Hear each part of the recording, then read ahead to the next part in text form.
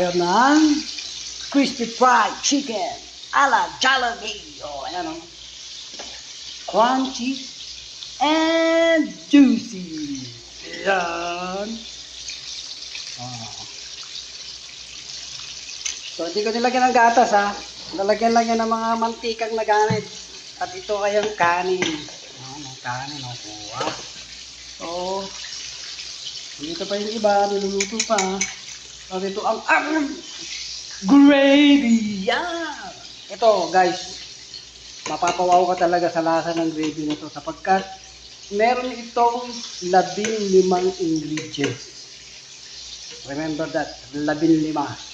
Reveal the secret and the long topic in the long run. So, yan guys. Tikman nyo itong ating pinagmamalaking crispy and juicy a la Jollibee fried chicken. Yan na. Alright. Okay. That's it. That's it. Follow.